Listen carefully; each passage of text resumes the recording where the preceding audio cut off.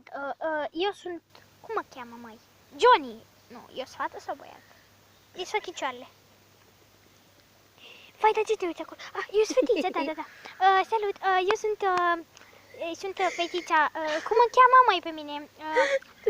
Julie, mă cheamă Julie, da? Ia-mă mâna din fața mea ca să mă uit la camera, da.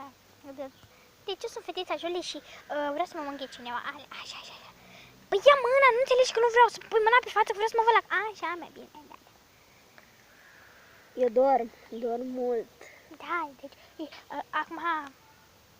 Da, ea doarme foarte mult, să știi. Da, mă. Hai, acum, lasă-mă să dorm, așa.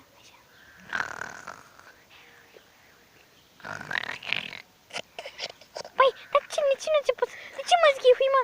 Lasă-mă să dorm înapoi. Hai, lasă, așa, lasă-mă să dorm, așa. Păi nu te mai zghihui, măi, atâta nu mai râde.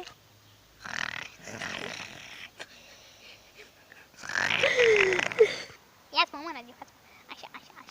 Miam. Mitralieră! Ce mai trăgești, mă, cu mitraliera ta? Ia mâna! Băi, trage-o pe ambii să... Gata, hai, lasă-mă să dăm. Așa. Nu vrei să mă pasezi la altcineva? Eu zic să mă pasezi.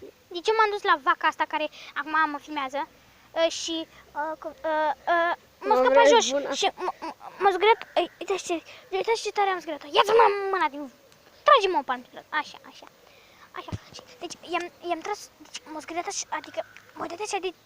M-a aruncat din mână, pentru că eu am zgâriat, pentru că eu m-am obișnuit să stau cu asta și arată-mă puțin, așa. Ia. Uite la mine cum stă. Deci la mine nu stătea așa, deci cred că mi-a stricat somnul și de aia, de nu te mai știi... Ia-ți fădește, Lasă! Dar nu este... Acum, mă duci te rog frumos ca să mănâncă... M-am obosit cam tare când am scădut-o pe lăcuță și da. Hai, te rog, dă-mă să mănânc. Te rog, așa. Mai păsesc-mă, dar mai vreau să zgârie de pe asta. Hai. Diavol! Și merge să-i dă mănâncă. Așa, mai trezit din somn, eu te mușc, așa, te zgâri, așa, dai cu laba. Ok, hai, dăm să mănânc salam, e preferatul meu. Nu vreau să mănânc salam. Logică. Ce tu m-ai făcut pe mine proastă? Uite că te zgâri. La tine îmi place să stau. Auzi, dar du-mă, te rog, la frații mei și mă prinde și după. Că uite, vreau să stau și cu ei. Unde frații tăi? Este acolo, în junglă, cred. Cred că nu, sunt în partea cealaltă. Uite, așa.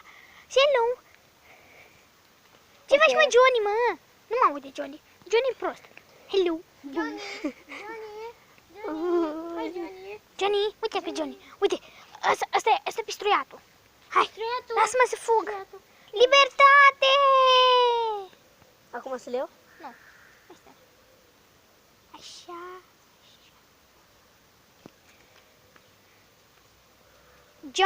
Johnny. Ce faci tu la? Papa.